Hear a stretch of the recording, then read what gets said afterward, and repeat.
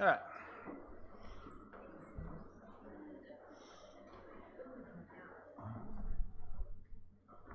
I think there's a little flashing red light somewhere.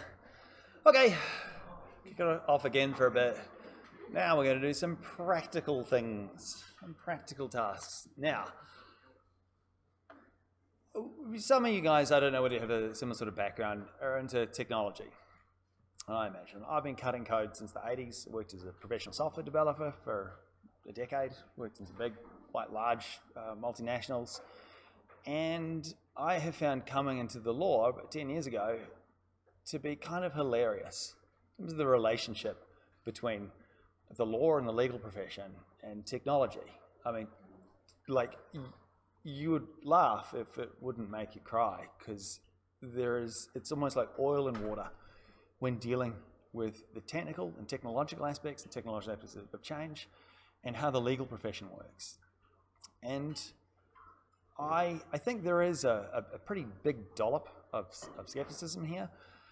There's a very strong incentive to not change. Why would that be? Because the unit that the law is billed in is the billable hour. And so going and doing tasks, even clerical tasks, are billed in 6-minute increments. And if you think about it, what incentive is there for the legal profession to change that? And it's something really, or maybe for Jamie's half of the subject, but it is something to think about. What is the incentive to change, and what is the incentive to automate, to actually script a whole bunch of these things, to reduce the cost and time of having solicitors dealing with things and having it done by scripts, having AI scripts, having business scripts that are all set up to automate a whole bunch of the stuff. So there are competing forces here. The consumer demands better quality service, the lowest possible price. And this is something you guys going into the legal workforce at this stage in your lives and careers that you'll really have to think about, because it is going through a change. The legal profession does change, it just does it a little bit slower.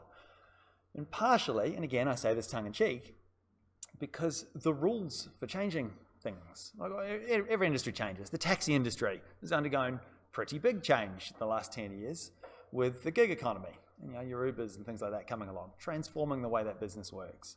Now, JCU's running what they call a legathon. Anybody heard of this legathon thing? You would have got the odd email here and there. What is it? It is, okay, IT students, as part of their degree in contemporary IT education, they do what are called, I think these are termed sprints. It's basically where they get a bunch of students, get a challenge or a problem, give them 2 days, usually a weekend, to work on it, and they spit out something. That's, in its simplest sense, that's what that is, and for the tech. Now, the legathon is essentially the same thing. Here are some legal problems or challenges that have a technical or technological aspect to it.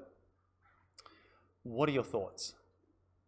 And not just what your thoughts are in a high-level perspective, it's translating your high-level thoughts into some practical, we use the term artifacts as a bit of a wanky way of describing it, but design documents or actual scripts, actually go through and create things and solve particular IT technical problems. So for example, the one I threw up as an example of, we're doing a regular series of meetings for it, was the community legal organisation, QBIL, which is the one I used to do volunteering for, have what they call a legal health check, where people go through, put their information in it, and it tells you whether or not you've, what state you're in financially, what state you're in legally, where you should go to do these things. And from my perspective, as a person who was in IT for a long time, I thought it was bloody horrible the way the thing was structured. And maybe a bit of thought could go into redesigning how they do their legal health check. And it's a combination of an IT technical aspect, but largely, from your guys' perspective, it's your legal knowledge and your thoughts and your creativity combined together. And so basically they're doing that on a weekend. I think it's in early April. I'm supposed to be spruiking for it, so sign up to that if you've got a weekend free in April. I also, tongue-in-cheek, also suggest that for, is anybody here doing an IT degree combined? Is there anyone? I don't think. There aren't very many. But if you have a strong IT bent, it's definitely worth going and having a look at. Yeah, tongue-in-cheek, I say it's like a 2-day job interview, because there will be people from the profession, and there will be people from university, there will be people from industry that'll be there, and you'll be talking and interacting with them over that 2-day period, and you'll gain a lot from it. So that's my 2 cents on that. If you do have any more questions involving that, just flick me an email. I'll send you through the information for that. So, one thing about, though, law and IT, trust accounting, we have to teach you manual trust accounting. You have to know how to physically go, write checks, and manually reconcile them. Again, personally, as an IT guy, I think that's an absolutely daft way of running any form of accounting system or business, but we're still obliged to do it. If you talk to Tom about teaching trust check law, he's got to teach checks. He thinks it's ridiculous, but that's what the Law Society say. And there are still practices in Queensland that do this. They will go and do trust accounts, manual, writing the checks out, manually going and reconciling stuff. And so Terry, again, who'd been teaching this course since the 90s, had made students do this, a very, very large, complex, single trust accounting assignment for the assessment piece, and it was worth 40%. And so your assessment is not going to be a single large trust accounting assignment. There will be some parts, much like the scenarios we're going to be doing here, that you guys are encouraged to go through and manually do. But I don't think in terms of best practice in education, I don't think it's a useful mechanism where we can't give you guys feedback in terms of doing that. You know, and that going, and one of the key things about the assessment for this, when you get your assessment, you can email me things. I will email back to the entire class if there's, compile all the list of questions to help resolve the ambiguity in it. But I don't think a fire and forget assignment. A couple of other problems come from doing it, having one large assignment, and that's arithmetic errors. There's nothing more frustrating than adding something up wrong and having continuity errors. So you've got something wrong in this ledger, and therefore this ledger balance is wrong, therefore your reconciliation statement is wrong, therefore your cash book reconciliation is wrong, therefore your trial balance is wrong. And so it was one of the things, again, I think in several procedures you have this as well, where you make a typo up here and you lose 5% of your entire year's grade, which is pretty harsh for arithmetic, and given that arithmetic is not a graduate attribute for law students. You are not required to be numerate. I do strongly suggest that you do care about numbers, because there are people that care about numbers. They are the people who come and ask you, how much is this going to cost? How much am I going to get sued for? And how long am I going to go to jail? They care about these sorts of numbers. So bear in mind, don't just walk away from anything involving numbers. So I'm a words person. Okay, starting with practical stuff, timing. This is straight out of the Act. There are prescribed times for doing things. We're thinking about doing things in your manual trust accounting system, and I'll talk about electronic systems that are used. We'll do that tomorrow, talk about that. But thinking here strictly of manual system, some actions that you need to do as part of dealing with trust money have prescribed times. And it'll say, when you receive this, you must do this within 3 days, or you must send this off within 7 days, and so, you must hold these for 7 years. If an act requires you to do something and that time is not mentioned, you do it as soon as practicable. When we see words like as soon as practicable, what do our little lawyer brains think? That's a question of fact, not one of law. It's like asking whether something's reasonable or not. Our little lawyer brains should be ticking on, and to be honest, as soon as practicable means as soon as you can, as soon as a reasonable person would go and do something. And one of the key professional traits or features to be good at legal practice is to be punctual. An outrageously high fraction of complaints to the LSC and claims on the legal professional indemnity insurance for misconduct, and things that go off and you actually have to go before the tribunal involve tardiness, taking too long to do things. And tomorrow we'll go and talk about some of these cases and the impact of life. It turns out life gets in the way, but the legal profession, while the tribunal is sympathetic to life getting in the way, do things as quickly as you can, or as practically as you can. So the example here is to do with receipting, and it's pretty simple. When you get money, and I'd just like to know that, thinking of an example here, you guys working as an associate in a small firm, I think that's a useful starting point to think about how this stuff fits together. You're an associate in a small firm, somebody's come in, given you some money. All right, when should you do all the records? Then and there. You have a good reason to put it off. Maybe receipt it within 24 hours, but I think that's, the longer you wait, the more risk there is of things going wrong. Oh, what was that number again? Was it 308 or 803? Do things when you can. It's the sort of little piece of advice or little warning. I swear, I absolutely swear, all of you, at some stage, either you're going to become unstuck or somebody you know is going to become unstuck because they've just left it and left it and left it and left it and left it and left a particular thing. And you can remind them, hey, remember that time that dorky bald guy was waving his arms and going on about do things, be punctual. I'm not a punctual person, as you guys all know. When did any of those admin law lectures start on time? But you need to note, in the legal profession, you are expected. You are expected to meet a certain standard. And the decisions that Jamie will go through with you guys for legal ethics often involve people when they go off the rails, hit the booze, don't return phone calls, and just life, as you're particularly sole practitioners or principals of firms, when they just go off the rails. But the actual problem is not with them going off the rails. You can, if you like a bit of whiskey, good on you. It's about taking too long for your client things, because you guys should be very, very much aware, Section 10 of the Limitation of Actions Act. That's a really important section. Anybody, most of you guys are on civil procedure, or you're doing it now. That section, you'll get to know that. The time limits for doing things, even though it doesn't form part of trust accounting. Be punctual. Okay, so when's money received? This actually has a practical component to it. So we're going to, probably will give the things out now. I've got a series of exercises that we're going to go through and do as part of this, and it'll probably take the rest of the day.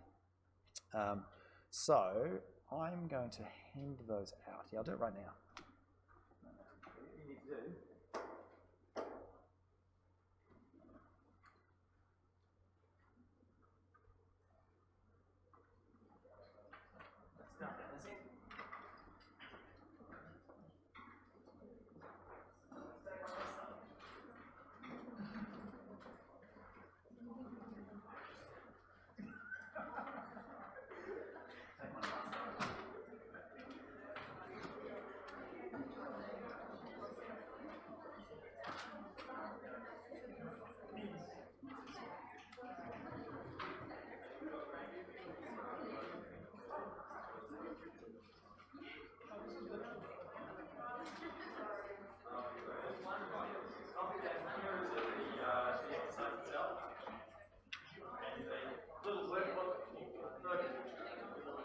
I've printed about one per person. There are some spares. The one thing just note about those workbooks, all right, I've based them on Terry's from his assignment in the previous years, and for your assessment, those are the workbooks that you'll need to do or use for the purposes of the long questions in your assignment. I'll say that again when everybody's a bit quieter.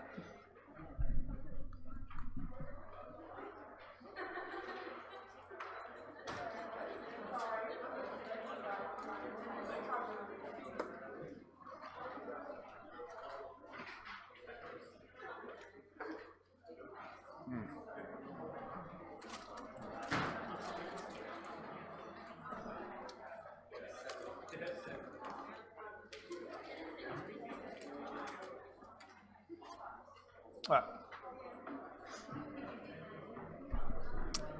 So, there is one 2-page, double-sided series of exercises that has the instructions. The other 12-page, double-sided, empty document is the workbook.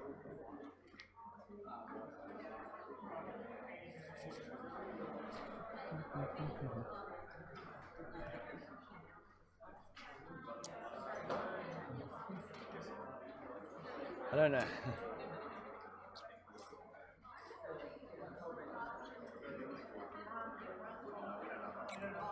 Yeah.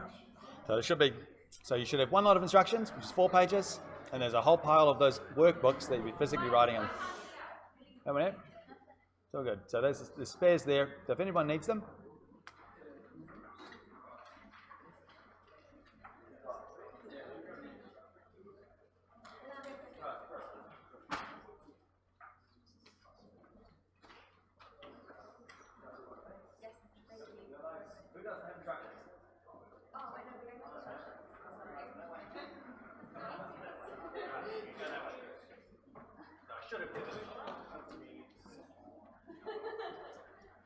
Didn't do that very well. All right. So while they're being disseminated, I am going to keep talking. So try and keep it a little bit quiet. I know this is one of those discussion-y type rooms as well, but a couple of things come up with receiving money. What are different ways that a law firm could receive money? What do you reckon? How can a law firm receive money? Yeah, you can get a direct debit. Somebody, you can give them the general trust account details. Boom, money comes into your bank account. No worries. That's a problem.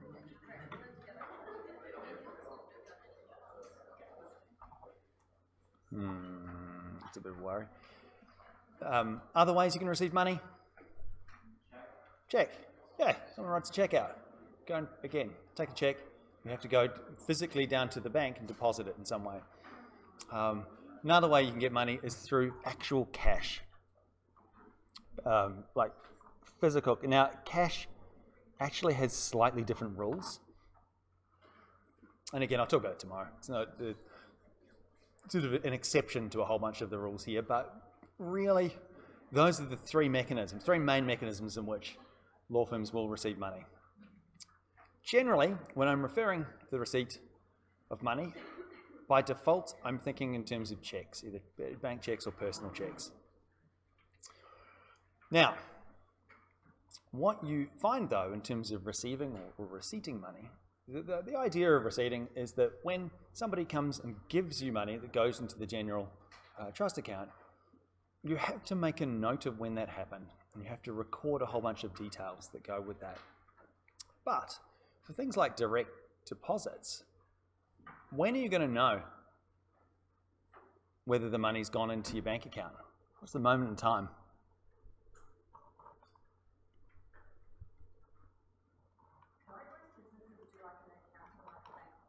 Yeah, you've got to go and check your bank statement. You actually go either log into your internet banking or you get your physical bank statement, one or the other. So it's possible for people to direct debit money into your bank account and you don't know anything about it.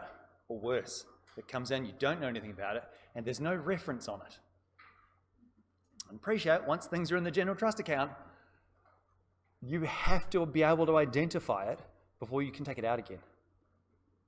So that can end up being a little bit problematic with a bunch of things. But key thing to note is that when money comes in, we have to tell, usually through the issuing of a physical receipt, we need to notify and record it, because it's that starting point with our accounting. Oh no, what have I got here?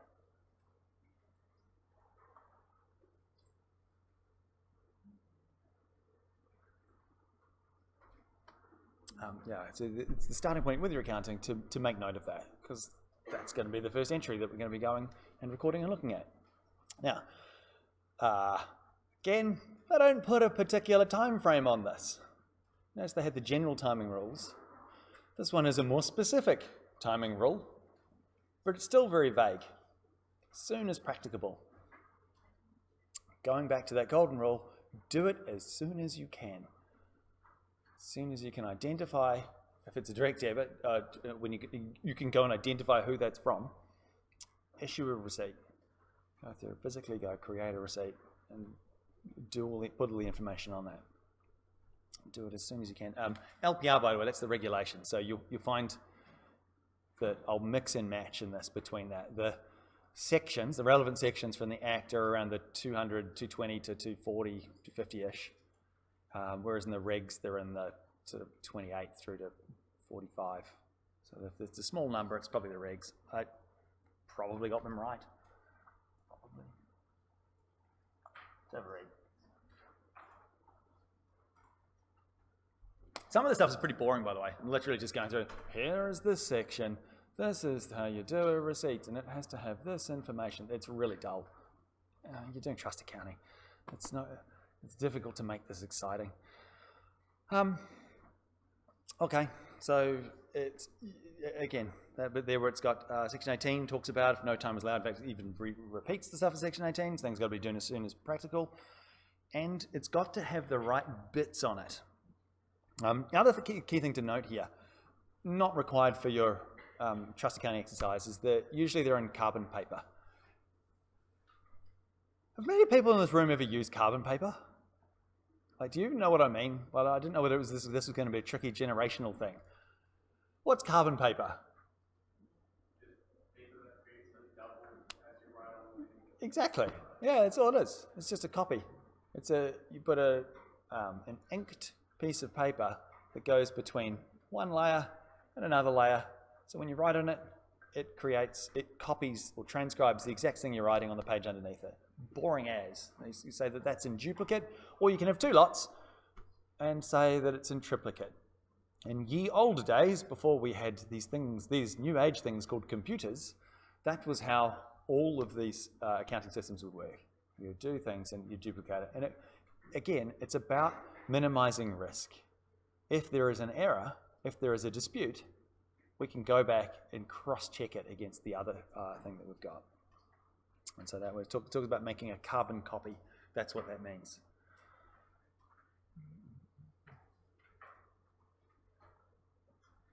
So what needs to go on these things? And this, sadly, is the sort of thing you may or may not be assessed on. Required particulars. Because when you are doing things in practice and you are in a rush and you are in a hurry and you need to do these things, there are a bunch of statutory requirements, information that you must put on. But from a practical sense, who do you reckon the person that you're actually trying to convey this information to is? Who's the most important person that you need to be able to demonstrate through the clarity of your expression what a particular transaction is? It may not be intuitive. By and large, if you talk to practitioners, they will tell you it's the accountant. Because the person that is going through and doing the reconciliation process is often not a legal person. They're often an accountant, a person with accounting or bookkeeping training to go through, do all these reconciliation statements. They are the ones where there is something which is ambiguous, something which is unclear. They are the ones that have to go back through all of the source documents to try and work out what the heck happened. Often that is something that is done in-house, or often you outsource it. You pay accountants to come and do that. And certainly Terry, if you do, I don't think Terry did record any of his previous classes, but we certainly talked about that at length. It's not so much about us and us jumping through the hoops. It's about us conveying this information so someone else can come in and know what's happened. And that clarity is really the key, the real key aspect. Yes, there are statutory requirements. Yes, you must do those. But you have to do it in such a way that it's clear for other people coming through. And in particular, things like shortcuts for matters. Having something like DOI matter. Do we know what DOI is? I think, in fact, did you even call it DUI? I'm not sure what it is in Queensland. DUI. Is it DUI? driving under the influence of alcohol. Yeah, like that. DUI matter. Or PI matter. What's a PI matter? Personal injury. Perch. P-U-R-C-H. Probably a purchase and probably has an address after it. Being able to have these shortcuts so that with sufficient certainty for a third party to be able to come in and look at it. So that's a key thing to note. Now, again, when you're going and doing your assessment, I'll probably ask some question. It'll probably involve one of these processes. Hey, what's missing on this receipt? And go to it. And so you'll have to go identify what the thing's missing and find the particular legal rule. Because you guys, this is still a university. You are doing a fourth year law subject. Being able to identify the particular legal rule that's being breached is actually a core graduate attribute. And I don't really apologize for that. It's part of my job. So just make note that you will need to be able to go back to this stuff. In terms of looking at rules, I'm not going to make you guys on a wild goose hunt. I think that's ridiculous. So pretty much all of the rules you need to know are going to be contained in these slides. The slides, by the way, are now on LearnJCU. I put these slides under learning activities, I think it is, and then trust accounting. I've put the slides for today there as well. I have done it as a docx file, and it was requested that the actual slides go up as well. So they're there now. Okay, a couple of things to note. Receipts being consecutively numbered. In practice, you purchase the stationery, and the stationery will have, paying at some exorbitant fee, customly provide, and it'll have a numbered receipts. They'll be consecutively numbered. In the case of our workbook, you'll have to write those in because they're not consecutively numbered. And just make note of that last one. And this is true. This is really true of all manual accounting systems, not just trust accounting systems. If something is cancelled or damaged or destroyed, or you need to reissue it, or there's some error, you make a typo on it, you keep the original, you don't throw it away. Just keep the original. So if there's a check, for example, and you fluff it up while you're writing it, you leave the original check in it. Don't pull it off. Leave it in. Crash it out. Don't write cancelled on it. Leave it in for clarity's sake, for the person coming in after you so they can see what's happening. Okay. Right. Are there any questions on that before we go to the first practical problem? Everyone's real excited about this. Have we got sufficient pens to go through and do this? No? Okay. Yes, no? Does anyone not have a pen? A pen? It's funny, I didn't actually think about we need some. There's some spares over there if we do need some. Okay, so what I'm going to do, I'll flick it over to here. Let's go. Right, what I reckon the best way of doing this, from your guys' perspective, is to just get loud, give it a go. We're going to spend probably 10 to 15 minutes, based on the information that we have from the regs. Give it a go with these. Putting these things, this information, onto the receipts. Now I can guarantee you, a non-zero fraction of this room are going to fluff this up. And that's all right, because it's much better to do it now before we're in practice and our practicing certificates are in jeopardy. Okay, I'll read out the problem.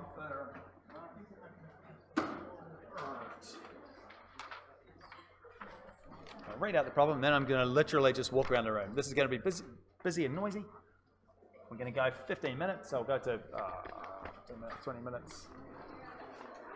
What is that time? 20 minutes, so we'll go to 10 to. All right, we'll walk around the room.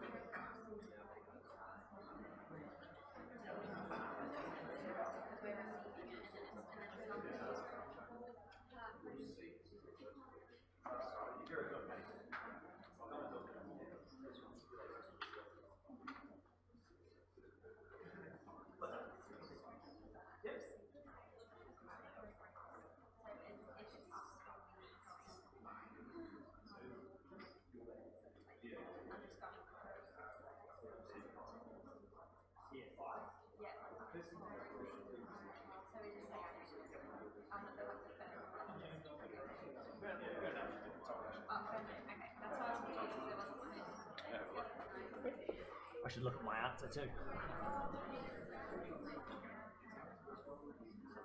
Oh no, sorry, no, that's form. No, sorry. No, it's form.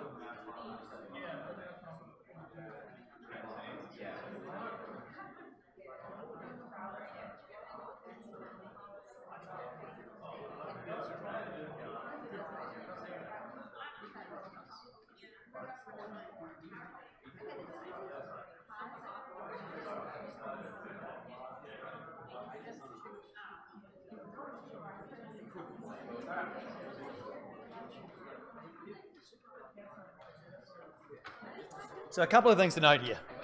Oh, back in front of the mic. A couple of things to note.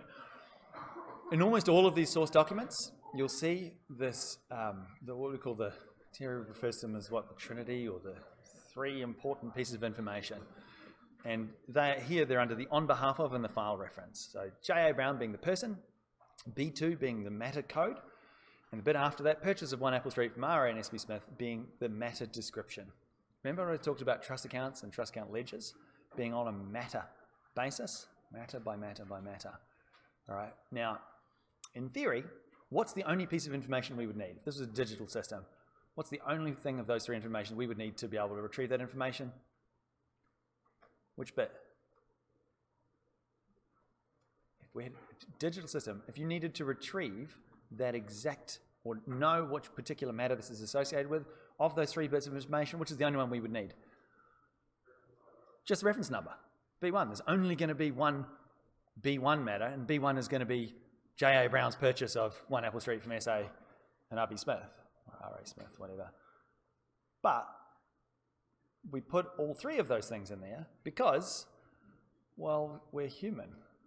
And when we're writing things out, we have terrible handwriting. Some of us worse than others, Mr. Hopkins. But that is the key thing. And look, and it's required in the regs. And I could just say, oh, you've got to do it because it's in the regs. But the reason for that is human error.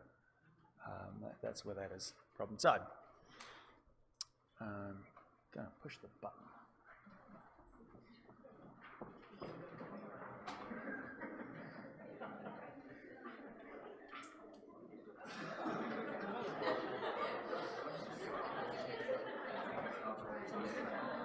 So a couple of other things there too. I'll just note, just before doing the other ones, where I've got the sum of, this is an accounting thing, but it's really useful in trust accounting. Very, very useful thing. When you are writing documents out, and particularly when you are writing checks out. When you were doing check law with Tom, did he talk about the Computer Accounting Society case? You guys, for those that did commercial, Tom Middleton, you talked about the Computer Accounting Society case. He did mention that. What's the abbreviation for Computer Accounting Society? Yeah, CAS. So what do? Put a little H in afterwards, straight off to the bank. I laughed when I found out that was actually a real thing, because that's, us accountants had made jokes about that for years. Oh, call it the, yeah, CASH. But, so, when you are writing numbers, if there are no decimals after it, and there's a space, draw a line. Now the line in accounting represents 00, but it also is used for source documents to fill to the end of the line, so nobody can come through and modify or change it afterwards. So just a very, very helpful practical tip. And I'm not a practical person, which is hilariously me giving these practical tips, but someone with an accounting background will tell you, we were always told this is just a strategy for minimizing risk, ever so slightly. Because check fraud, particularly, it's still a thing. It still does happen. So other things to note, you've got the date, you've got the receipt number, those are consecutive, so you would have to write them on. I think the question said something like, the previous receipt was number 10,000, this is 10,001.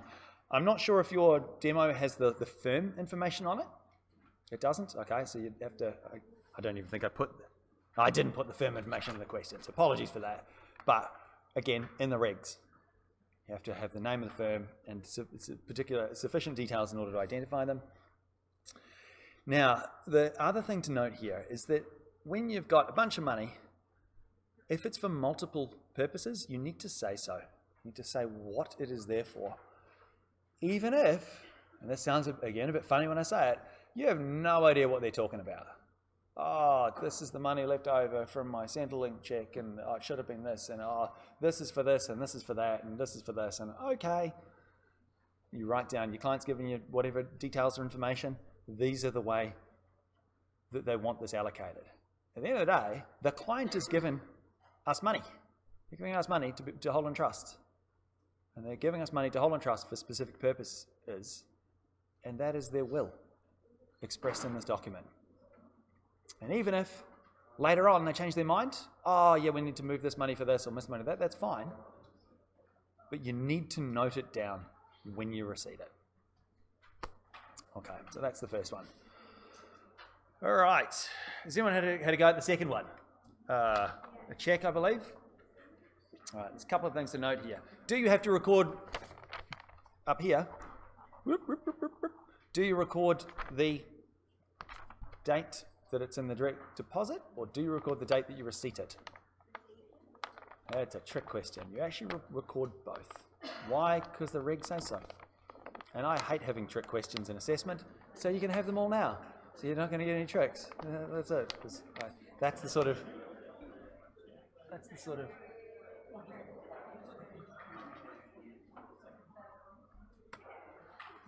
So the.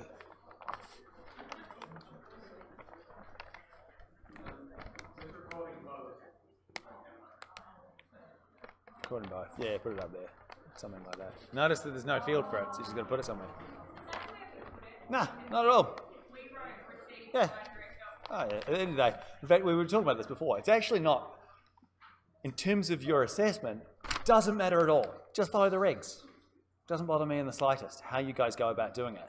All right? Because the assessment that you guys will have is going to be grounded from the regs in whatever form. Now, I've given you these ones because you're probably, okay, you will be getting copies of, or there'll be a check or a receipt or something like that, a picture of it, unless they can, if LearnJC lets me, and it'll be using this form, this standard form, and you're going to have to go, get a question of what's wrong with this? What's missing from this? How is this wrong? So just make note, I'm not saying you can do it however you like. In practice, you do it how your accountant tells you to do it, within the confines of what's required by the regs. So you've got everything on there, great. That's what you need to do. That's what you're bound to do by the legal profession regulation. How you do it and put it together, that's completely up to your firm. And at the end of the day, the firm gets to choose what their stationery looks like. But your accountant needs to be able to read it. And if you're working in a team, and I know lawyers are not particularly good at working in teams, but if you have to deal with the same physical source document, a physical cash book, physical receipts book, and it's multiple staff members using it, don't be inconsistent. Just do it how the person before you did it. If there's a firm way of doing it, do it the way the firm does it. That's the key thing to note for that. Okay, so here, also to note, the money went in from one person, but the matter is actually a joint purchase of a property. So you have to note the two of them. Like in the previous example, we had to note both the person that physically dumped it in and the person whose matter it was for. It was the same person. You've got to write it out twice. Why? Because the regs say so. Here, two people are buying a property. So that is the party name, I suppose. And the physical person who put the money in there was Patricia.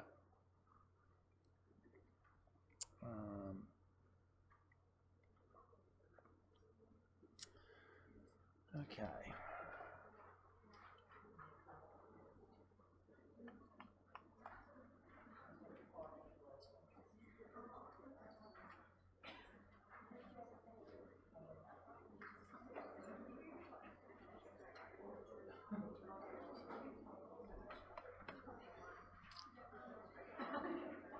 All right.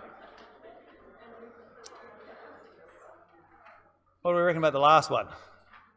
Does that look pretty comparable to what Peeps had a little look? And again, this guy wrote something like, oh, there was settlement monies of $40,000 less a Centrelink refund. Do we care? Not at all. Do we write it down? Yes. So the amount that's receipted was what was written on the check. It was $38,000. That's the important bit from our perspective. That's the bit we're going to be reconciling. All of the other information must be recorded.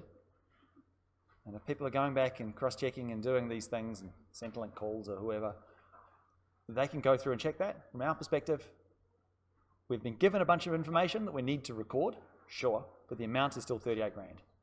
The rest of it, we just don't care.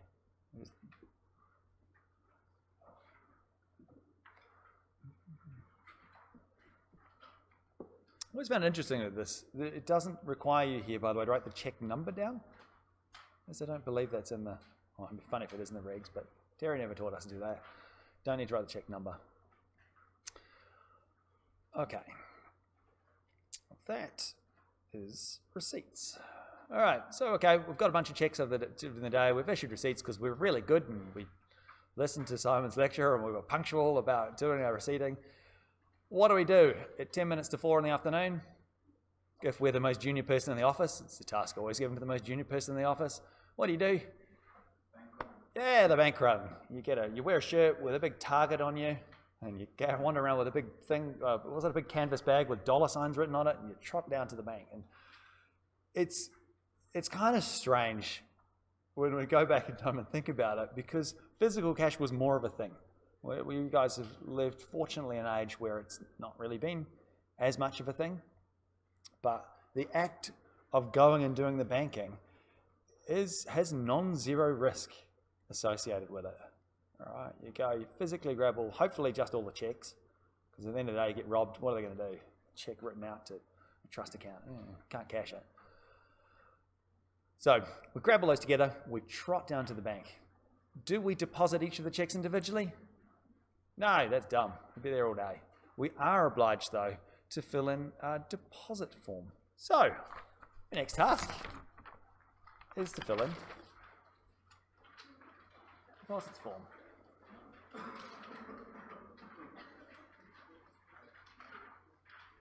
And that is the information 3, 2, 5, 3, 2, 1 is a bit slow that you need to put on it.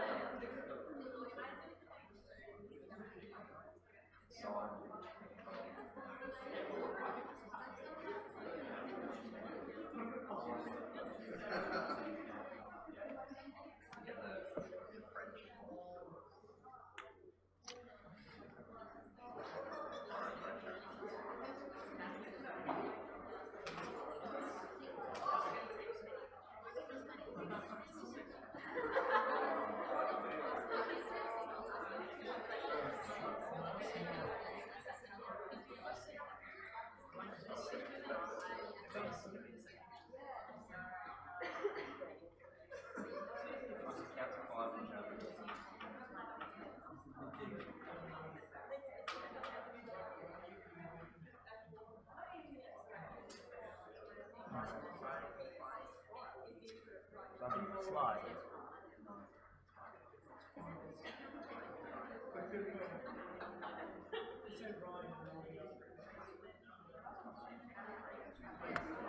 Okay. So again, these things are issued by the bank. You don't have any control over these, whatever bank you use. If you don't like the way the forms work, you just go and do it. Yes. Yeah. Yeah. Yeah. Because we're very naughty. There was something's happened during the course of that day and that somebody wasn't diligent doing the banking. Yeah, good spot, away. I think for the problem question, isn't the second one was on the second. I wanted it to be as an exercise 1 day's worth of banking. But yep, that's it. Oh, hang on, this comes from the Trust Accounting Guide, because that came from the QLS, so that's good. We'll pass that back to them. Okay, just the one thing to note here that isn't in, I don't believe is in the regs. Might be, but I don't think it is this bit. That bit there. The whole point of going to the bank, and this is one of those practical things that I can't find in any of the things, but Terry told me, and I think it's a really good idea. When you go to the bank, get them to stamp it. You do have the optional checks, of course, posting it, plopping it in the little box, walk into the bank, put it in the box, walk out. Don't ever do that. You're going to get a stamp. Why? Because you're solicitors. This is just what you do. You get used to doing things properly. And that confirmation of them depositing the money is very important. It just is. To just get into the habit of doing these things and doing them properly. Yes, it takes a bit more time. Oh no, you're a lawyer and something takes a bit more time. And just make note, sometimes, by the way, these sorts of forms aren't big enough. Isn't that really annoying? There's not enough room on the form. So you've got to be a little bit careful and creative on how to do that. And again, if there's any errors, just tell me. Because like I said, look, guys, this is one of the problems with teaching us the first time. Odds are good I've made typos somewhere. I've gone through, revised it, found a few typos, gone through it again, not seen any, gone through it again. Yeah, I'm not perfect. And as you see when we're doing the comparisons with the tag guide, there are errors in that anyway. So you literally will find errors in that too. So I'm not finding it too bad. Okay, I think to know about deposits, by the way, the deposits part, look, it's actually not a reportable thing. It's something you go and you do and you're obliged to do and keep, but it doesn't actually form part of the reconciliation process that we're going to go through and do. It's sort of a dead end, I suppose. This information doesn't get filed anywhere else, but you have to keep it for your own records in case you get audited. Did my numbers add up right? $44,735. That is right, isn't it? Why are they on the same piece of paper? The same deposit slip? Yes, they are. Yep, it's a good point. When you go in and do the physical banking, they're all combined. The bank combines them. You could, in theory, do a separate deposit slip for each one. The trouble is, or I guess from a practical perspective, because this document isn't going any further, and it isn't used as part of any further reconciliation stuff, then it's usually fine to combine them all. But no, somewhere down the bottom, the individual checks are written out. The only bit that's really combined in terms of the banking is the physical cash itself. So somewhere on there you will have like that was from that guy and then it was from that law firm and you'll have that there. And then you'll have that number like 1,101. The receipt number. Yeah, the receipt number is the cross-reference there. Yeah, it doesn't have, interesting, it doesn't have all three bits of information that we would have, the reference matter number B2, the purchase of this property and the person that it's for. It doesn't have all that information, largely because this is the bank's form, not our form. This is a requirement of us when going to the bank, and the Law Society has said, when you go to the bank, you fill in their form as best you can, you put in the details as best you can, you should get it stamped, and you must save a copy of that as part of your records. But strictly speaking, this document isn't in our form, in our standard form, it's the bank's. So like that's the actual one that you would hand in, you wouldn't put anything about that first guy like James Arthur? Like you wouldn't put that in as number 2? No, not usually. You wouldn't put that in all. You'd have the... So he gave me the cash and that was... Yeah, I mean, you could if you wanted to, but it's not required. This is the bank's form.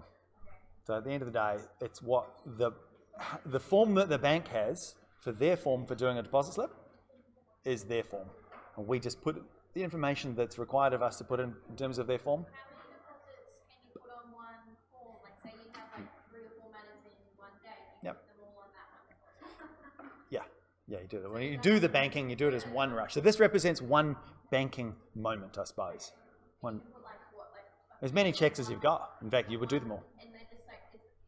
Yeah, that's fine. This is good. That's a really good question. So how many matters do you get in one day? Like you get all this money in Say one you've day, got 20 matters. Yeah. all of them on one, Yeah. and Yeah. you hand in for that day. Yeah. And then the next day you do all of those for that On day. one day. That's right. When you're doing the banking. Now, you would receipt them all separately. When they physically come in, you give different receipts to each matter for each particular person. When you're doing the banking, it is one form, and that's mandated by the bank. So it's like when you work at a shop Yeah. and you do all your sales, Yeah. you roll up, Yeah. you give it to the bank. Yeah, that's right. The exact same thing. You don't do it. I mean, you could, in theory, again, at the store, for the store level, and in theory, if you had 3 different lines or 3 different businesses that you're collecting them for, you might do 3 separate deposits. But in practice, it's usually not. It's usually one business, one banking trip. Sweet. Yeah. Okay. Clear as mud. All right. That's the end of deposits. Next one.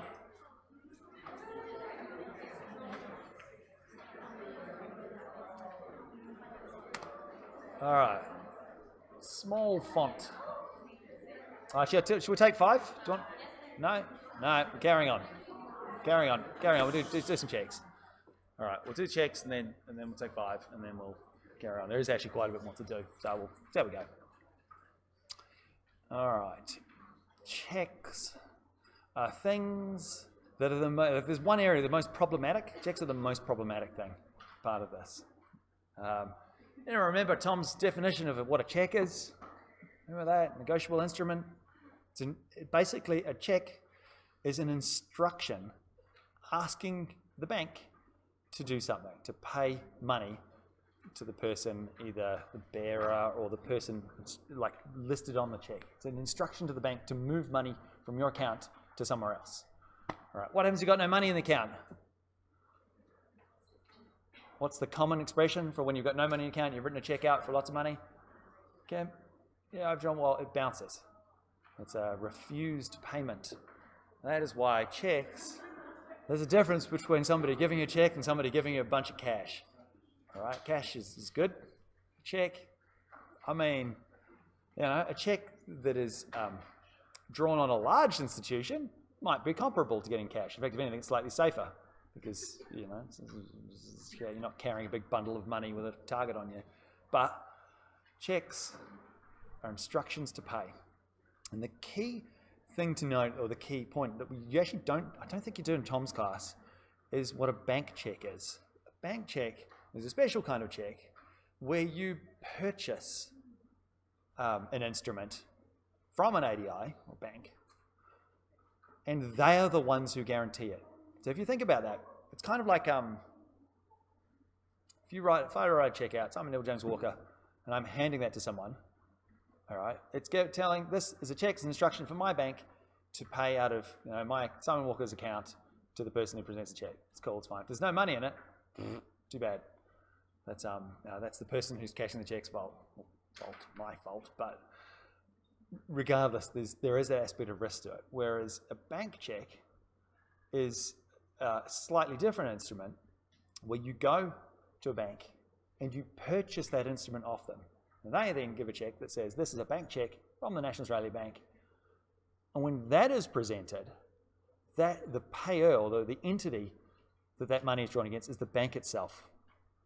And that's why bank checks are essentially largely risk-free from that perspective. You don't have to worry, because if the National Australia Bank has run out of money to pay on this bank check, you've got other problems. The world has other problems at that moment. So just make note that we will talk about bank checks because it's quite common in things like property settlements to go to the bank and purchase a bank check. That bank check is then the instrument that's given to the other side as part of the conveyance. Do you want me to repeat that? I think I will. All right. A bog standard ordinary check that you or I write, if we're silly enough to have a checkbook, is an instruction from our bank to pay the person, usually whose name is written on it. Sometimes if you write a check out of cash, the person who goes into, what do they call it, the collecting bank, I think it is? I can't remember the names. It's the instruction for them to go back to our bank and ask for the money from that account. If there's no money in that account, nothing happens. The check is returned to my bank. I get a massive fine. I get, a charge. I'm not sure what it is, a dishonor fee, $50 or whatever it is. I'm not sure in Australia. But basically the person who's tried to present that check to their bank is out of luck. My check was essentially worthless piece of paper, invalid consideration. A bank check is an instrument where instead of me writing a personal check out, I can go to my bank and say, I would like you to guarantee that this money will be paid. I will pay a fee, usually I think it's about $25, to the bank. And when that bank check is then given, that is an instruction, or rather an instruction. It is basically the same thing as a personal check, but it's guaranteed by the bank itself. So they're not going to come looking at it from my account. They're going to come and just ask the NAB, hey NAB, can we have some money please?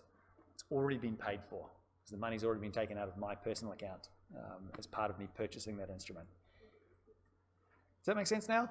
A little bit? There's a two-step process to buy a bank check. I'll talk about that soon because it's important for this part. All right, so when you're writing trust account checks out, look, remember I talked about trust accounts being sort of sacred and solemn things that we have to be super, super careful in relation to. in terms of taking the money out. And writing checks out of trust accounts is something that you ought to triple check every time you write one. Even if a particular firm, you guys end up working in a firm where you're having to physically go and do these, even if it's something you do quite often, you've got to be super, super careful to go through and make sure all of the details on this are correct. And it's also something, even though you've got to actually pay the bank, when you get issued a checkbook, you have to pay a fee just to get given the honor of having a checkbook. So each individual check actually has a cost associated with it. If you make an error, cross it out, cancel the check, leave it in the physical checkbook, and then just do it again. Do it again. And so the people in this life with terrible handwriting like myself, yeah, I've got unstuck on that a few occasions too. We have to write 3 checks out because I keep getting it wrong, typing the wrong thing. Okay, a couple of things to note. This, where it's got the name of the law practice or business name, look, as a theoretical task for you guys to learn, I'm not sure whether the checks in this thing actually have that written on it. You'll have to write it yourself if it's not there. In practice though, when you go to the bank and you're setting up a trust account, that stuff will already be printed on it. Or let's be honest, you'll probably have it set up in a piece of software and that can just go and print it as well. Okay, but the key thing to note about checks for anybody that's never written one is that a check is an instrument. It consists of 2 pieces of paper. The check itself, which is the bit that gets torn off, given to the other party, which sounds like this is a trite thing for me to say, but once the check is given to the other party, somebody's squeaking somewhere, I didn't go say, all of the information that is on the check is gone. I'll just say that again. Once you've written the check out, all of the things that you've written on the check have now been physically given to another party. All right, so if you have made a mistake or you forget to write the particulars of that check on the other half of the document, which we call the check butt, your accountant will be very angry with you.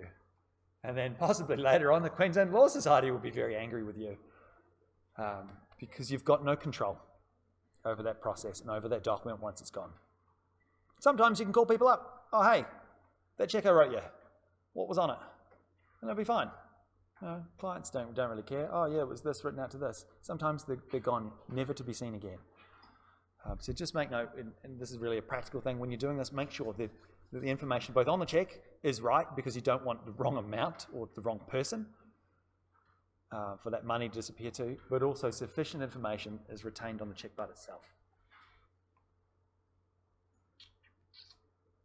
All right. Lots of boring things in Regulation 37. One thing just to note though, just as a physical problem, is that sometimes there's not much space. And one of the challenges you'll find when doing this is remember you've got to put on the check butt, you've got to put the matter code, the person's name, and what the thing is about. You know, B1, J.A. Brown, purchase of 1 Apple Street, Sunnybank. That's a non-trivial number of letters and words to fit carefully onto the check butt. And that can be particularly problematic when you are writing a check out, as you can do, for multiple matters. Now, personally, Terry explained this to me, like I said 8 years ago, that this is a thing that happens. You write one check out and you've got multiple matters that it's going forward to. My little accountant brain goes, that's a really dumb idea. And largely it flows from the fact that if you're physically writing it out, and you've got terrible handwriting, how many goes are you going to have? Oh, many. Squeezing it out, and the more information to put on there, the smaller you have to write. The smaller you have to write, harder it is to read. But nonetheless, checks like receipts, you've got a bunch of things in the regs that you've got to put on there.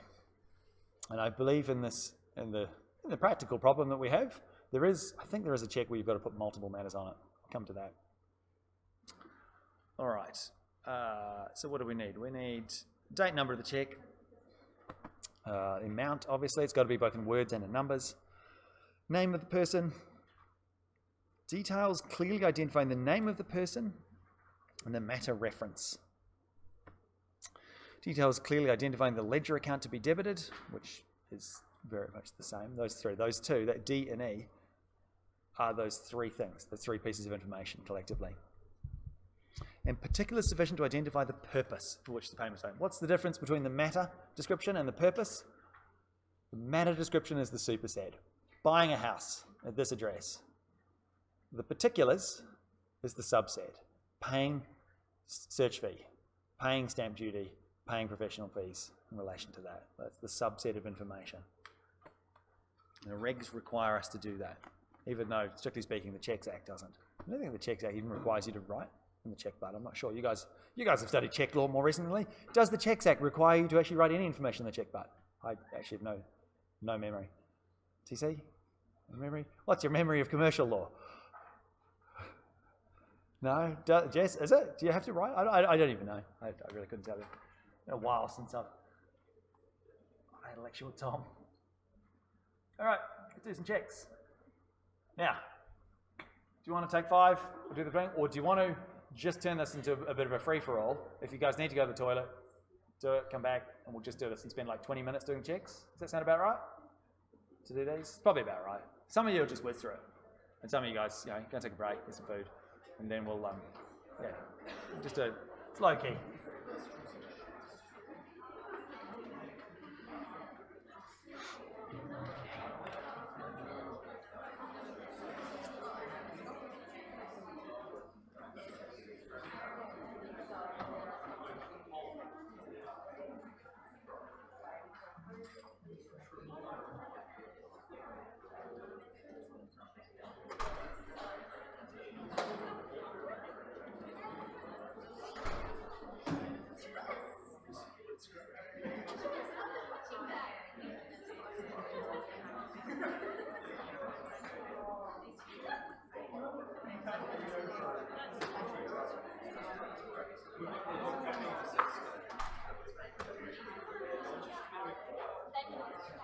This one is.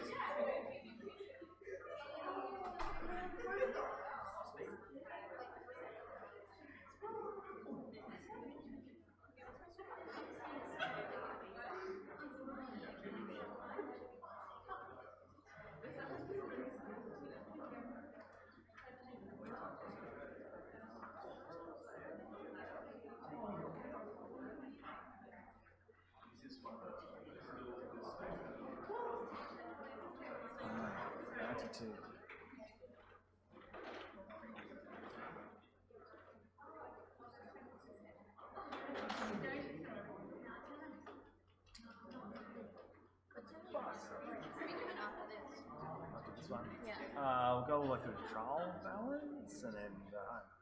So, like a prequel? Yeah, the thing is, I'll just go to what it feels like.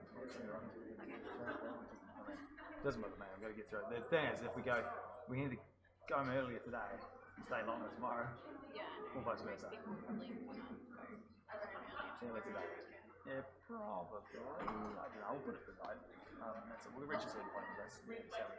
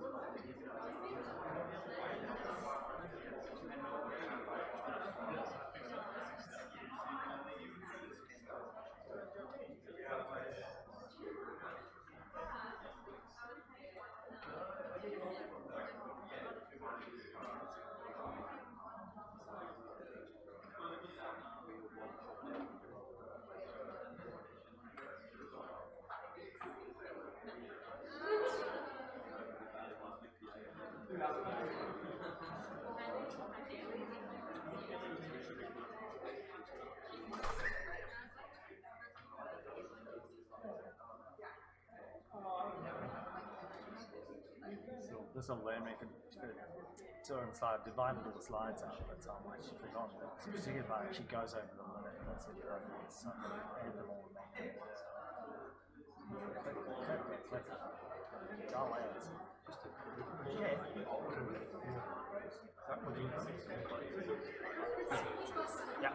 Yeah. Except the one thing about costs with them. The default rule is yes. Costs that are incurred in them now, and we'll do costing tomorrow as well. Costs incurred now that are already owing, can go into the general trust account, but if it's separate. So if someone gives a single check that's for now and for later, or for now and for other things, that has to go in the general trust account. If they've got a separate check for the two of them, this is the cost that are incurred up to now.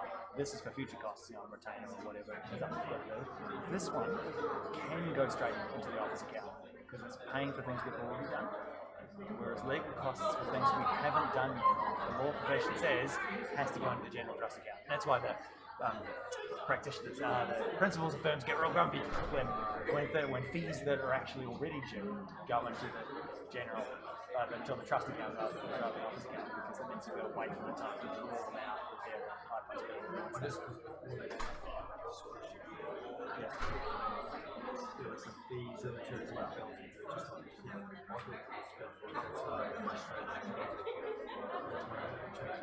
It will come out, but in this particular case, it's going to be held for a period of time. We don't have written instructions in order to move that to another account, because it's also combined with other money that's going to go in the district account. It'll all go together in one account. The golden rule is if there's any ambiguity about whether a bit of it is transit or power or some other sort of money, and some of it's not, it all goes in. We're supposed to tell people. We're supposed to say to the student, by default, if there's any doubt, put it in the general account. That is the better safe than sorry strategy for doing it. That's right. You can go. The mechanisms for getting it out of the general trust account are slow. So that's why I said principals don't like that happening because if they need the money now, how annoying it's going to do that. But at the end of the day, that is where it's in theory the most safe. So from transparent, it's the most transparent. It's reconciled. It's cross-checked and audited, and there's very rigid systems for getting it out afterwards. You can't just direct go to the ATM and just use a card and things like that. Look, what I'm saying, not allowed to with anything more. When it comes up, I've been taxed for a while. People say, "Oh no, I never declare that it's income." But well, what people do, what they ought to do based on what the law is, sometimes there's two different things. And you may find a practice that people, there's things a little bit more cowboy-like. You need to know at this stage, this is the way it's supposed to just do it. Yeah, by default. That's it. Cheers.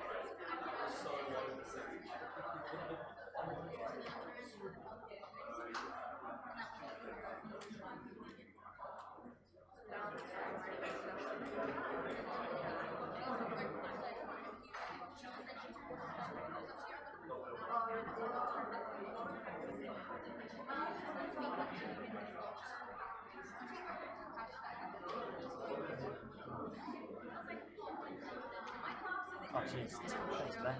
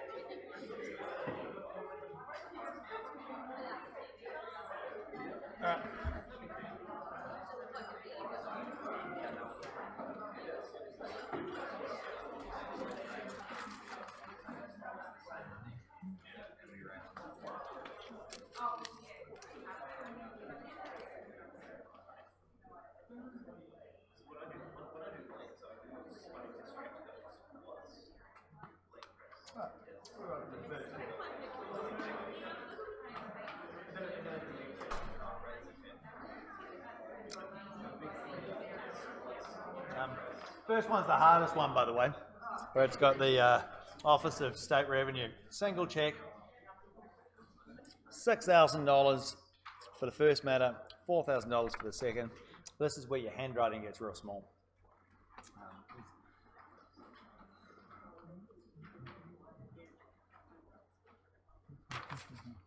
So, I'll do the check number. Oh, no, we don't. That's right. Check number, and you've got to fill in the rest, 0001 or something like that. A couple of things to note. First of all, I made the lines bigger. I actually went back and read the checks act, and it says the line has to be across check. Does that mean all the way across? I don't know. But I have seen checks in the past that don't go all the way across, but I guess that's just being a bit pedantic. A couple of things to note. There's only one person you're writing the check to. And when you are writing the name of the party, that is the one time where you do have to be careful about putting too much information in. Why? Because when that party, picture yourself in their shoes. You've written to Jessica Eagle Row for the purchase of 1 Sunbank Road and what have you, Walgaroo. When Jess walks into the bank, there's a non-zero chance the tellers can look at that and go, nah. They may have some form of difficulty in actually going through and being able to bank the check themselves. You just have to leave that in the back of your mind. The party name is important. Party name is actually important. However, sometimes the other side in conveyancing matters may ask you to put less information in there than is required. So just write it out to Westpac Bank. And that's where little alarm bells should be going off. No, you'd be writing a check out to a bank in favour of, or IFO, a particular account. Otherwise somebody could walk into the Westpac Bank, please put this into my account. And just be a bit mindful of that. So you've got to be a bit careful about the amount of information that goes in the party's name. And the way to think about it, what's going to happen when that other party walks into the bank in terms of the difficulty or ease that they're going to have. We want to make it not too hard for them to be able to get their funds, but not so easy that they could be able to move it around to a place that's not intended to. IFO, in favour of. So you do things like, I think the second one actually has bank check. I'll come to that. So just note, the usual particulars of writing a check are there. You've got to have the appropriate numbers. Again, these numbers are printed on the check anyway. You don't, those aren't printed for you. You don't have to write yourself. Again, checks are the one place where if there are no cents in the amount, write a line that goes to the edge of the check. When you are writing the numbers out in words, $10,000 only, put that at the end. That symbolizes the end of the amount that you're writing. Because if you just wrote 10,000 and left it, what could somebody nefarious person do? They could write $10,900 and just change that little there. Just put a little bar just there. Blammo. Scored yourself not that much money extra. So just make note, using lines to fill in the gaps in areas that aren't needed, right to the end of the line, and to close that off. Okay. Now, again, the particulars that go on the check butt, yes, the regs do say what needs to go in there, but the real person you're conveying it to is the auditor or the accountant or the person who has to go and try and reconcile these things. That is the person or party you need to know the relevant shortcuts. So payable to OSR. What's OSR? The Office of State Revenue. Do you guys know what stamp duty is? It's when you purchase a resident or any form of real property, you've got to pay the Queensland government. Remember, vertical fiscal imbalance. Queensland government has lost, in the course of this lecture, has lost like $15 million in interest payments because they're already broke. Goes to the federal government with a begging bowl. Queensland government wants money and wants it wherever they can get it. And stamp duty, which I think is called something different these days, called transfer levy or some different name, transfer duty, is when it's paid when you are purchasing usually a house. So if you guys, anybody here purchased a house some stage? Yes. Did you have to pay stamp duty? You did? There you go. You did. On a half it. One person. Yeah. Yeah. Okay. There you go. I had the same thing. So that if you buy your first house, you don't have to pay stamp duty. Yay! Or at least for small houses anyway, and you're going to move in. So there you go. First house you buy, you don't have to pay stamp duty. Investment properties or subsequent houses you do. Okay. Is there any questions on that?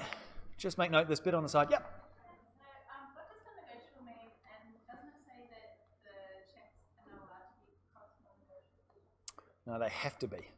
They have to be. Oh, did it say that they're not cross? No, that should say it.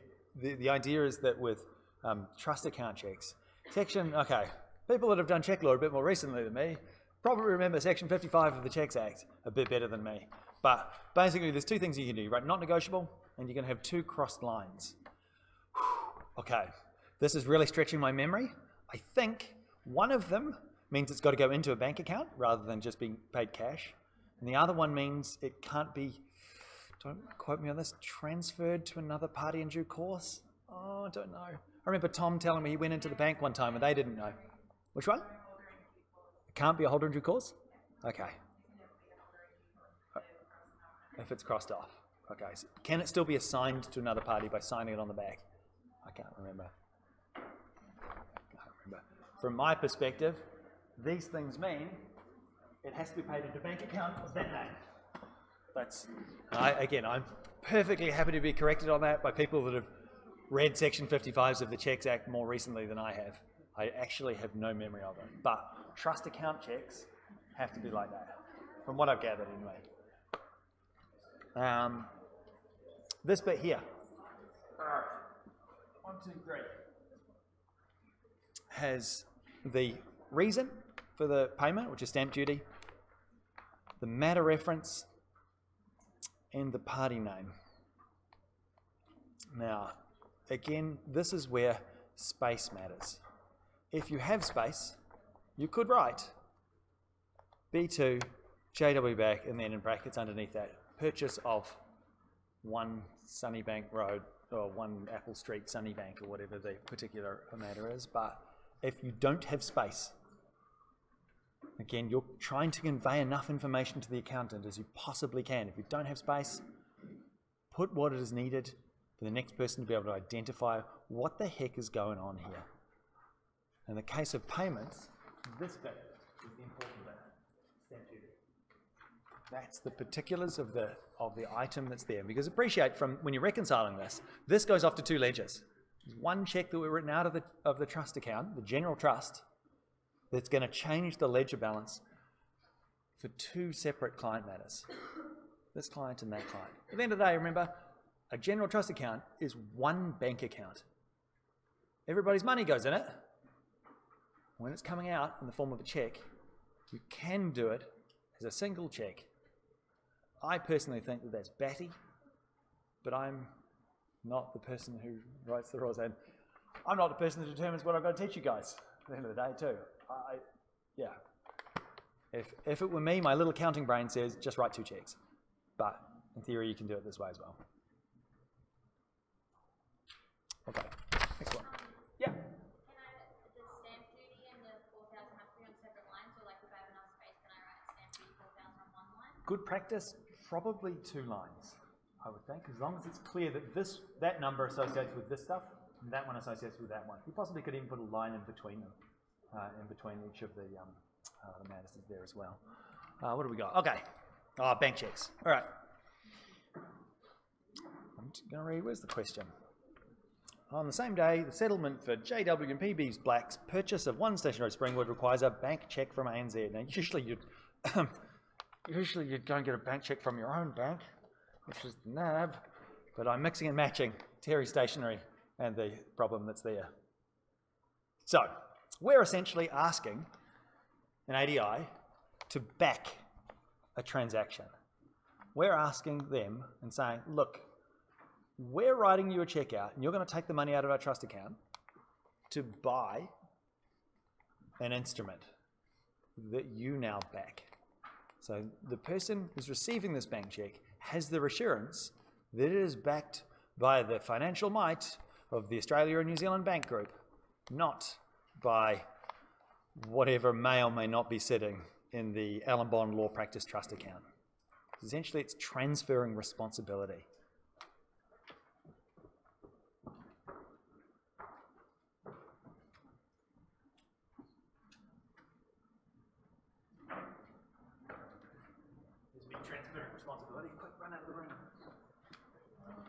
Okay, so it's a couple of things to know there. IFO, in favour of. So we're asking the ANZ Bank to create an instrument that they back with their financial might that is going to be paid into this trust account. Now, do we have to name the client? No, we don't give a toss. As long as it goes into that particular trust account, that's someone else's problem. We don't care. What we do care about is if people say, oh no, just make it payable to Westpac. No. Here, it's going into the other side's trust account. Well, the solicitors for the other side's trust account. That's the key thing. Once you've got the bank check, very, very, very low risk with a bank check. The ANZ Bank would have to go broke for that to not be paid. And that's quite different from a personal check or even a check from another trust account being paid. Does that make sense, just in terms of why? Because bank, I don't think Tom teaches bank checks in terms of why they're useful. They're useful as an instrument because of that lack of risk. And here, the nice thing about bank checks as well, it can't go anywhere else. That bank check can't be cashed. It can't be transferred. It's an instrument that can only go into the FS Batten and Associates Trust account. So is anyone, Alicia, did you go to your settlement? Did you actually turn up to the settlement yourself?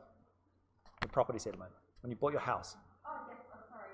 When I bought my house. When you bought your house? When I bought my house, I didn't. You didn't turn up. Okay. So I turned up to my settlement. Amanda Mayo, I did PLTs with, was my conveyancer person. And it was deathly dull. There's a little room. I don't know if they do this anymore. It's near the PT office, actually, where when they do conveyances, all of the solicitors that have got conveyances on that day meet in this little room, and they just open up their little folders, and they swap checks, and they cross-check, and then that's it. It's done. It was actually very disappointing. It took like 4 minutes.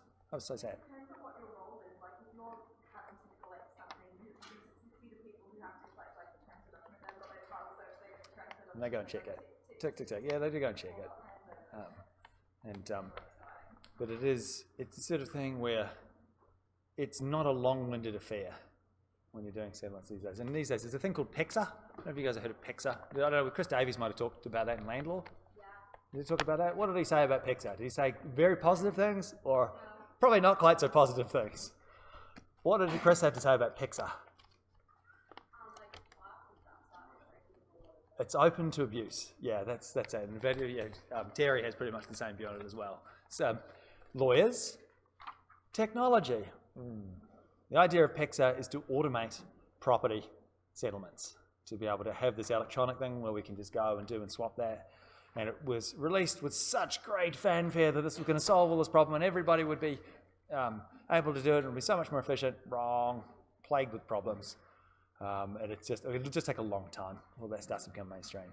So for those that do want to do conveyancing and drafting, that's still an avenue to go down, although, don't get me wrong, eventually these things will probably be automated. And so they are trying to bypass lawyers because we're a bit expensive. Okay, what else have we wrote on here? So we've got under the check butt, payable to the ANZ, IFO, got the trust account, so that's things copied and pasted pretty well. And notice there, I did write in full because there was space. So B2 is the code, JWPP back is the account, and we explained what it was in full depth. Bank check for the balance of that particular settlement. And one thing, the other thing in checks, that sounds really dumb, make sure you sign it. It's the other thing as well. Make sure you have authority to sign it, of course, but make sure you sign them at the end as well. Maybe that'll be an assessment question. What's wrong with this check? Get my signature. All right, what was the last one? personal injury claim. Oh, I noticed in that one the hook looks off. It's got percents, .55. There's no line there. Don't put a line. That just gets confusing. That part. This one has a line. This was pretty straightforward. I'm in two minds about putting commas. Every 3 digits, putting commas. In theory, it reduces ambiguity, but in practice, particularly for people with sloppy handwriting, it can sometimes add to ambiguity if your comma ends up being too big. So it really six and a half dozen of the other.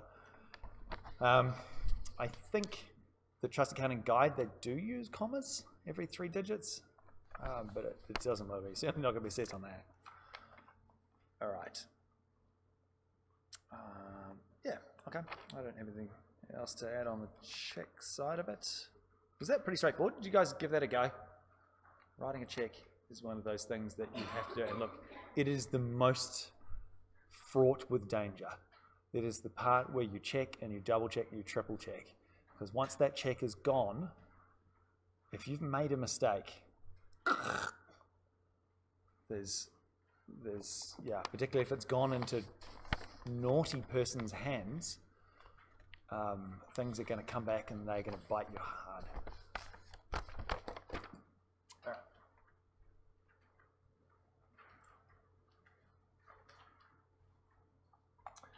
All right, so those, by the way, are the primary documents. So checks, the check button that goes with that, receipts, and a little carbon copy of the receipt, and the deposit slip. Those are the primary documents. Now we're going to start doing what we call the secondary documents. This is where we take the information from the primary documents and compile it in some way. As the first thing that they make you do is write out all the receipts. All the receipts, and again, if it doesn't say when you're going to do it as soon as practical. You know, at the end of the day. Don't leave it to the end of the month. Then it's just a bigger job. Cash book is a secondary document that records all of your cash transactions. Things that you've receipted go into the cash book. All right, and obviously the regs will say what the cash book has to have in it. You'll also note that in the example workbook,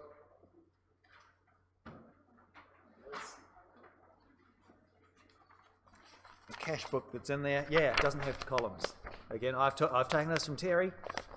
He wanted you, when doing the assignment, for people to go through and fill them in themselves. So look at the regs, work out what everyone's supposed to be. I'm just glad that we're doing this as an in-class exercise first day, because it would be terrifying if you'd missed the trust account session and then got given the assignment. But the regs do say what needs to go in there. Date, and you remember there's the 2 dates. If there is a different date, the date of the receipt, so you can put both of those in there in a little note. Receipt number, the amount, obviously, the form. Notice they used the form, not paid in by, or whatever that thing was in our first exercise. Person was from, the client's name. The clients should have the client's matter reference, matter description, purpose, in terms of, this is payable for stamp duty and so on, and identifying the ledger account. The ledger account being essentially here the combination of the reference. The matter reference and the client name. Okay, and yeah, and that's essentially what this particular task is. We have to go through the receipts that we've just done and record them in here. But no, unlike the deposit book, we do have to put that direct debit. Has to go in there as well. So what I'm going to do is,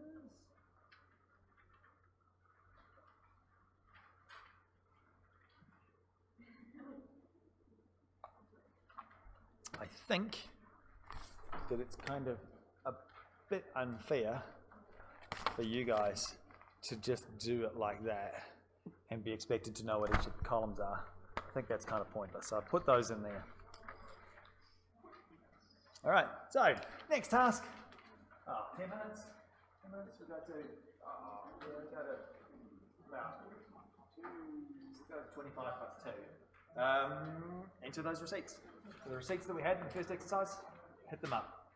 Those are your columns. You can assume that the period is from July, 1st of July to the end of July that particular year.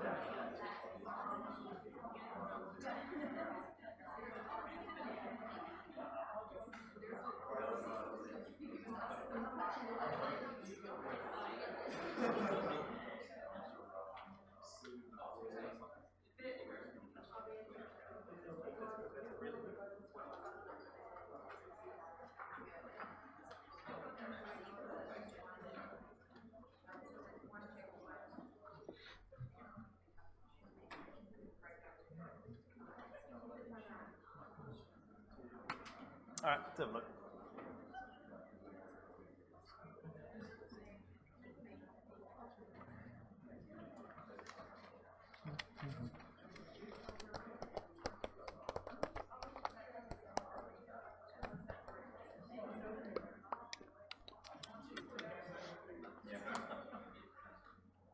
All right. Yep. Yeah. Yeah.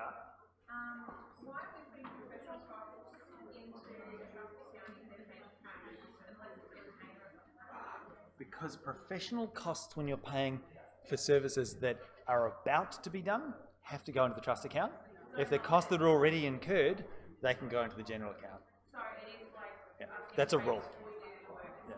That's not me having a practical thing. That is actually got this one. But if it can be divided, and you've already done it, that is to be paid. That doesn't have to go in the other account. If it's work that is about to be done, you can't pay Legal fees in advance into the office account.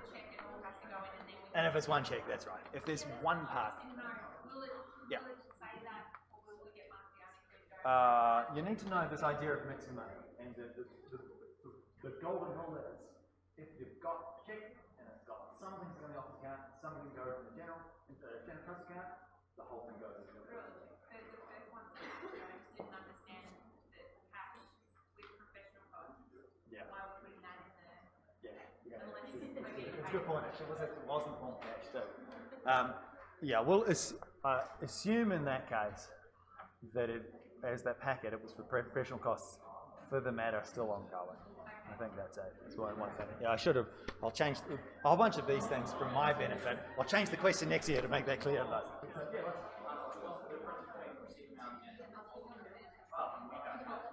it's to do with your cash costs, but you haven't gone to bank. Yeah, that's it. So that's right. So you've got it, you've issued the receipt, but it's 10 minutes to 4. This is actually in the next exercise and probably in your assessment too. So I've put that in grey. It's not actually going to be in grey. It would just be blank. It would just be blank if it hasn't been deposited. But because it wasn't clear in the question as well. Yeah.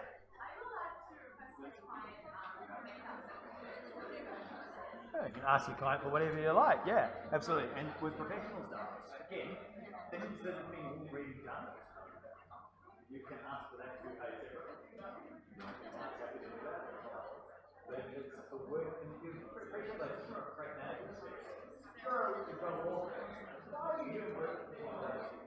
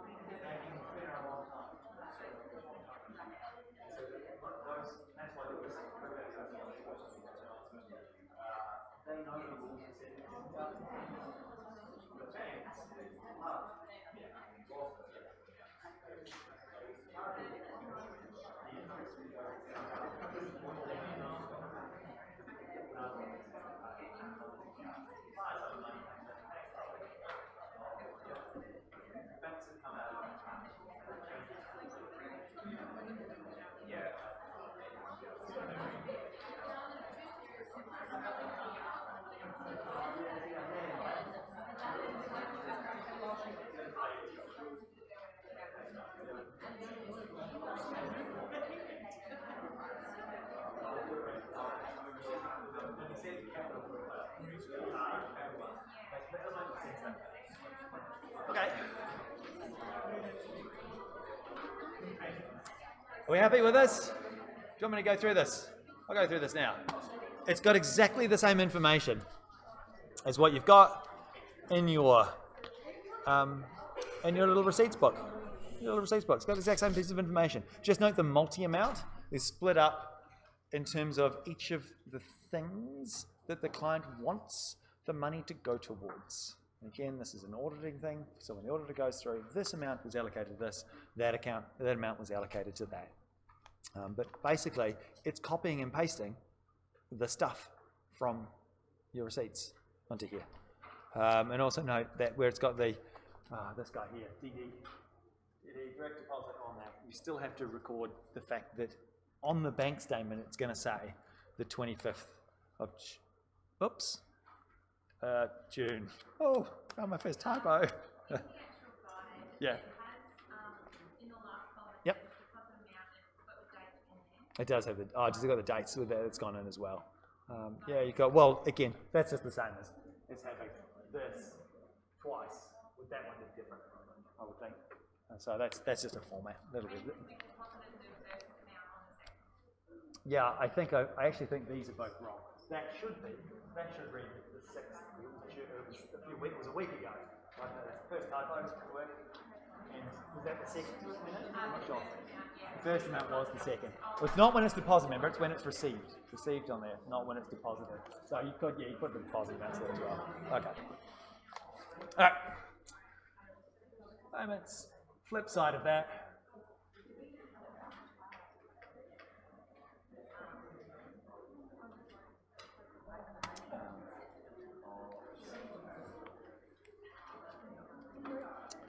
Okie dokie. The flip side to the receipts cash book. Now these are the secondary documents where we are copying and pasting stuff. In this case, what's the primary document? What's the relevant primary document we're getting this stuff from? What's the relevant primary document?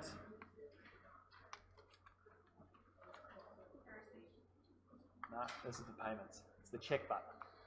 It's going through the check butts and in situations where you were allowed to do a direct deposit. Now, I haven't talked much about this. The legal provision, yeah, they're a little bit dinosaur-y, but they have moved to a stage where they can receive things by credit card and by FBOS and do things by direct deposit, but you can only do that if your particular firm has got permission from the Law Society itself. But by default, you can't. And I'll talk about the electronic stuff and computerized systems. I'll go over that tomorrow. Okay, and so the information there, it's from the regs, it's pretty dull. There's a wall of text that is straight from a piece of legislation. And fundamentally, it is just the opposite of the receipts cash book.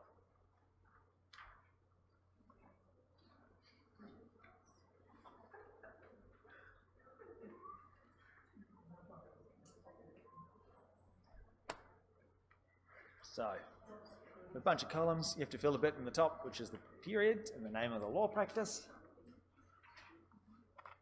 And essentially, it just reads the exact same way. This is the sort of mechanical task that when doing trust accounting, when doing it manually, having to write all the stuff out gets really tedious really fast. And again, I think in this day and age, what are we, 2019? You guys are pretty good with the technology, I would think. And I'm not too sure how much value there is in making you spend 3 days to a manual system. But when you do PLTs, they'll make you do it manually as well. If you do them through College of Law, you'll do manual stuff. Through ANU, they do it digitally. For better or for worse.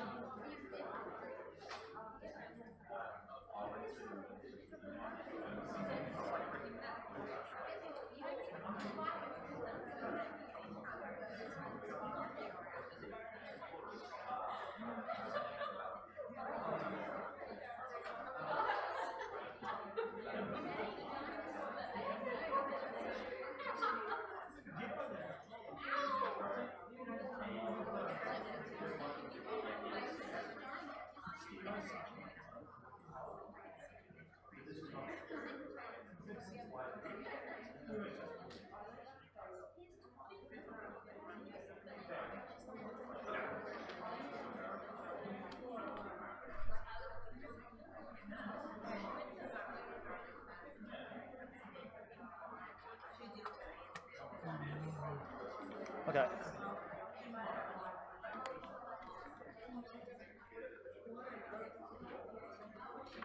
Okay, a couple of things from a practical perspective.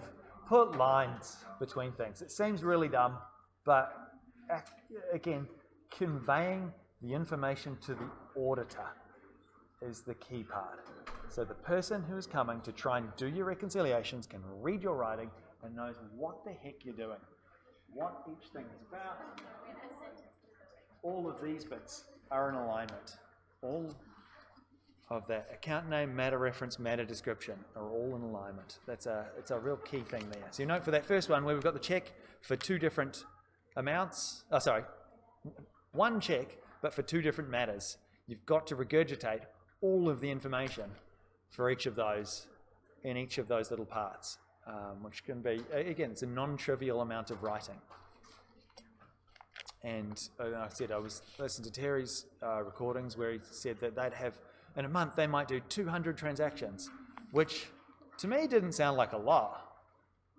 But in terms of legal practice, that is quite a lot. That's actually quite a lot of transactions all up, and quite a lot of labour to go through, reconcile, and to go and do both primary, secondary, and reporting documents.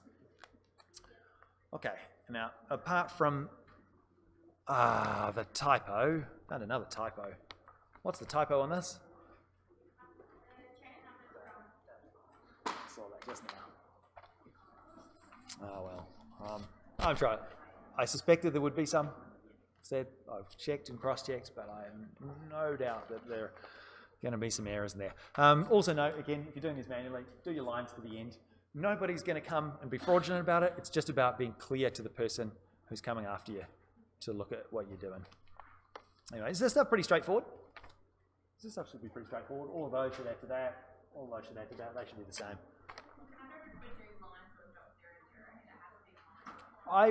That's a style thing.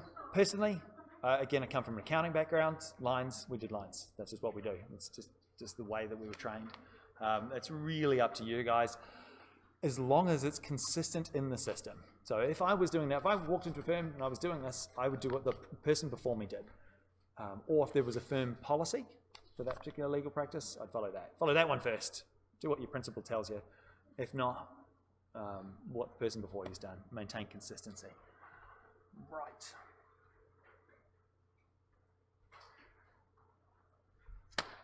Journals. Now, I mentioned before about in accounting in the broader sense, where everything is a journal entry. You're moving money from this account to that account.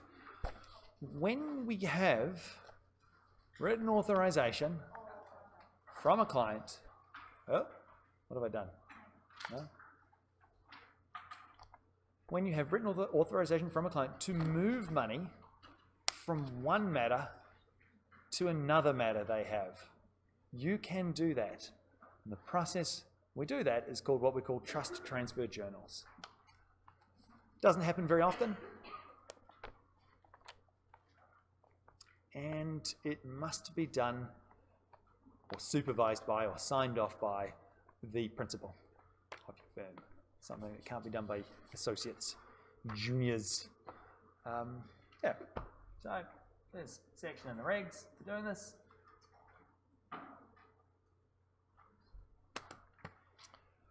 Again, it's all about reducing ambiguity.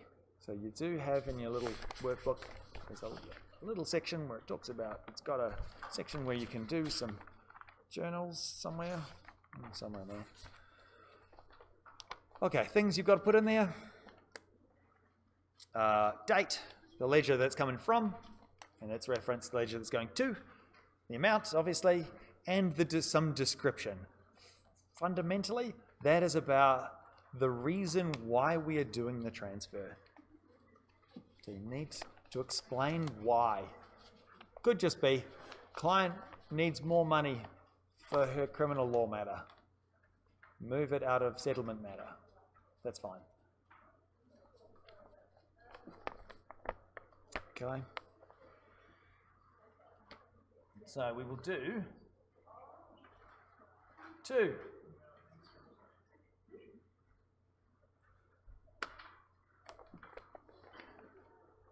We will do 2 of these. We've got James Arthur Brown moving $3,000.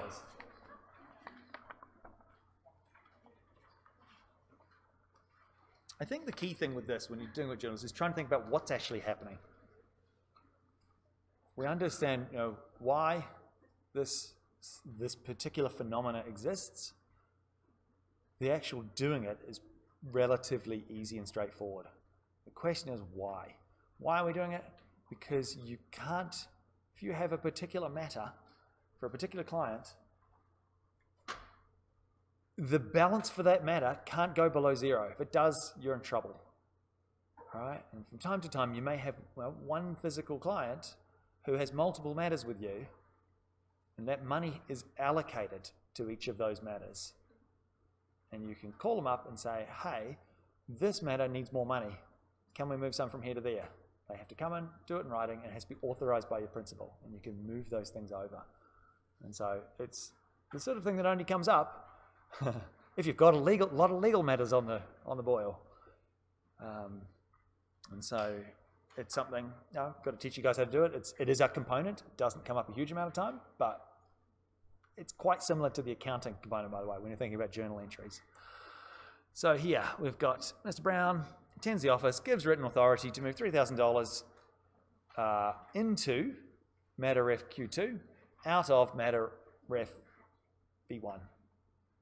And then later on, Mr. Black moves $1,000 towards matter B2, and that's going to come out as other matter, which is Q4. I'll bring this up.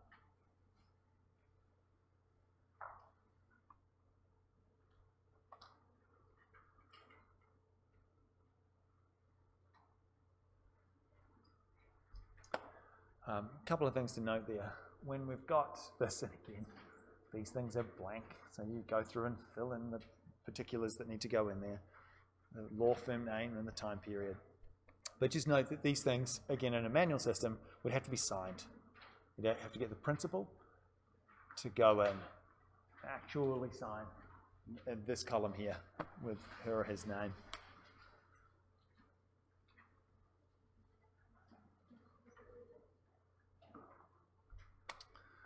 So, do we want to quickly go through and do these?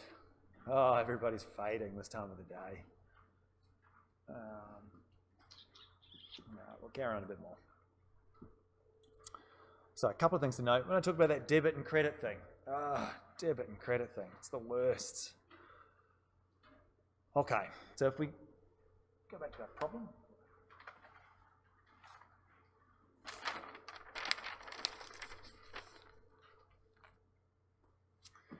All right, he wants to take money out of the defamation matter, from defamation matter, into the Apple Street account. Now, going back to the thing that I was talking about, debits and credits, I'm thinking about when the bank sends you a bank statement, it's from their perspective.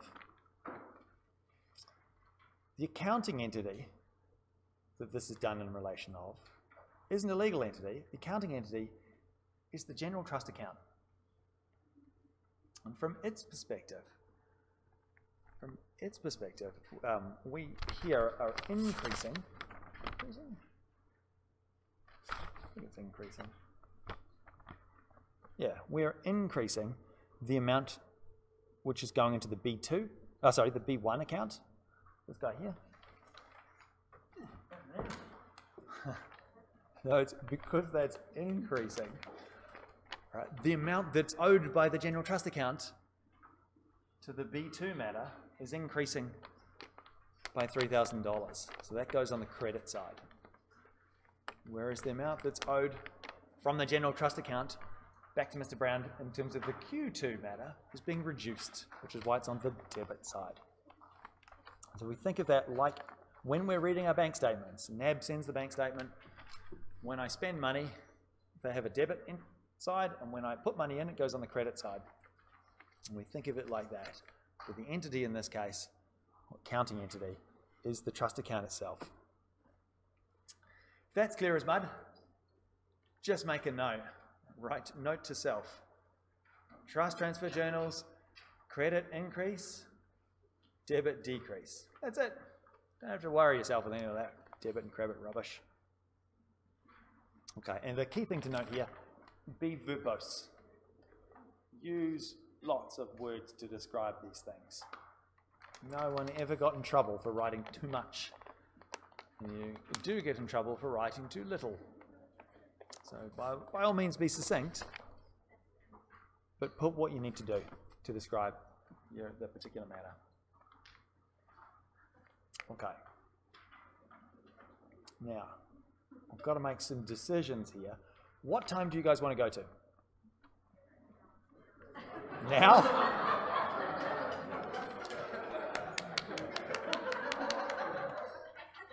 Well, I mean, it's really up to you guys. So I've got we're a little bit over halfway through the entire material, a little bit over for the whole module. I can talk to you about ledgers, but to be honest, I actually think we'd probably be able to smash it better tomorrow. I actually think we might call it there. I think it's actually a very salient point to cut it off too. It's a salient point. Yeah, I think that's what we're doing. So what we're going to do, we're going to leave it there, guys. You've got the slides with you as well, so, you know, because she bullied me into putting the slides up on NJSU. So you're welcome to go through and read all of the material for tomorrow. Which one? I think we'll cut it there, I think. I'm going to cut it there. I'm just going to quickly just